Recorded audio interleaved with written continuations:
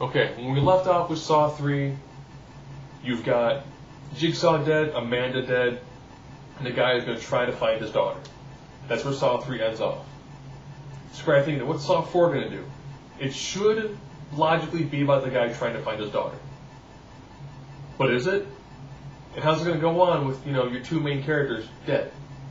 So, what you see in Saw 4 is you see the autopsy of Jigsaw. They find a tape, they bring in the new lead detective, he plays the tape.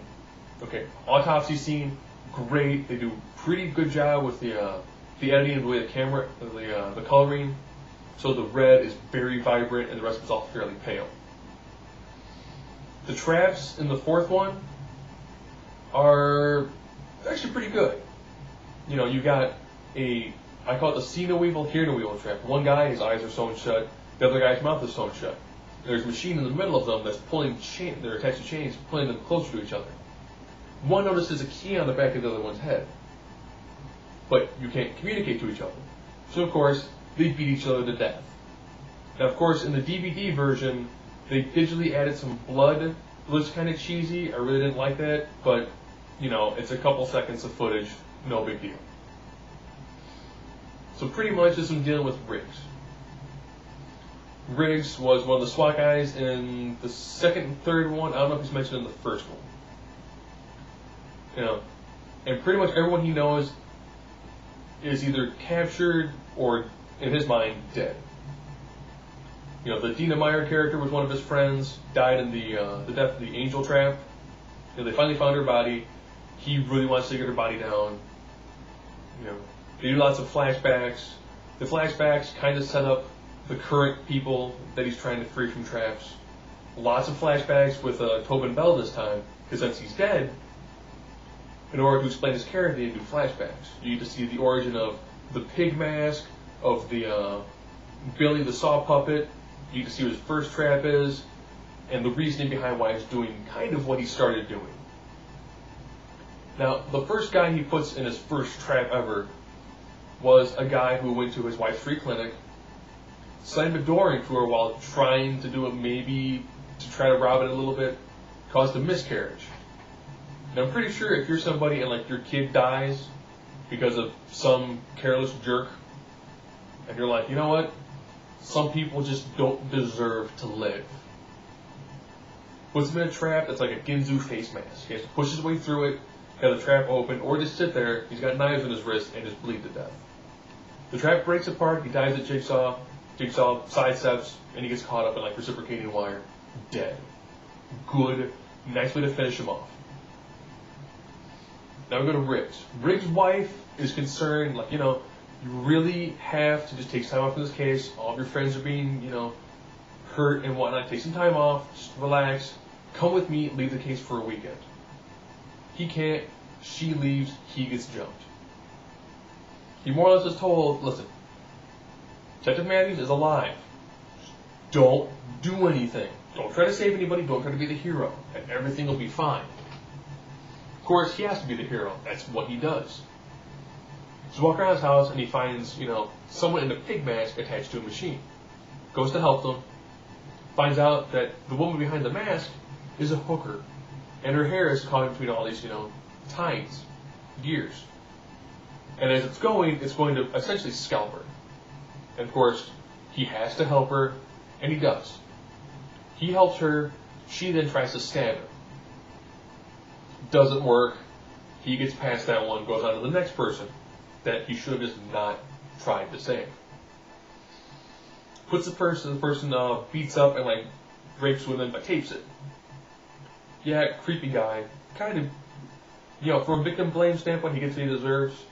He gets strapped onto a machine where it's each of his extremities are attached to pneumatic ramps, or pulleys, however you want to, I don't know the exact terminology, I'm not an engineer. To get out, he has to push these two buttons. Each button controls a knife on a pneumatic that's going to go into his eye. So either he goes blind or gets torn apart. He goes through one eye, tries through the other eye, trap goes off. He's supposed to be torn, his leg's supposed to get torn off, and arms. What happens is you see two arms go and one leg, the other leg didn't break off, so it pulls the whole body out. Great practical, looks very good. Now you go to somebody who used to beat his wife and his kid. It's one of Riggs' like first cases. And they're pinned together on like long metal spikes. She more or less is told, she has to pull through every single one to become free. Everyone on his side is going through an artery. So everyone that she pulls through on her side makes him just gush blood. Great looking trap. I mean, it's primarily it's a lot of acting by the guy to make sure that she doesn't pull him all the way through. Once she does, she has a little bit of blood. He just geysers. Great. Good trap. While this is going on, you find that Matthews is actually attached to the lead detective in kind of like a seesaw sort of thing. He's on an ice block, and he's being hung at the same time. If he goes off the ice block, whoop, other guy hits a little electrical circuit and it's going to get fried. There's a little thing underneath catching the drips from the ice block. Great trap. I kind of like the two-person sword trap. There's another person watching them. He's the person who couldn't say anything in one of the opening traps. When they pan back after a while, you see that above where Matthews is, there's a set of gears and two giant ice blocks.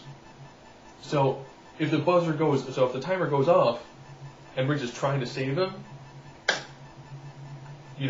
great practical. It's going to smash his head like Gallagher in a ripe melon. And of course, Riggs has to make it there. He does. Now, I know I'm leaving bits and pieces out. I'm trying to make this one a little bit faster. So, he finally makes it to him.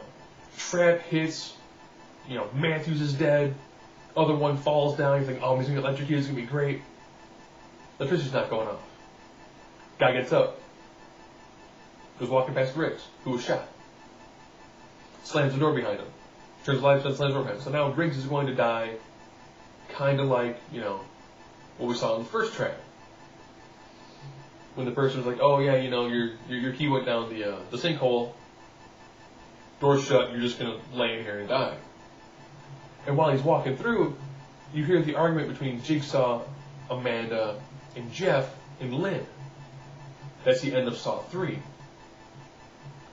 Here's what gets confusing. While Saw 4 is going on, Saw 3 is going on. So the end of Saw 4 is the end of Saw 3. So the autopsy you see at the beginning of the movie takes place when the whole movie is done. What's in store for Saw 5? I'm assuming we're going to see the head detective become, the new Jigsaw. And I'm kind of looking forward to seeing some of that. And, it's coming out tomorrow. And I kind of figured that there's only really one way to end something about Saw. Flick that's coming out tomorrow. And that's just to ask, kind of a simple question.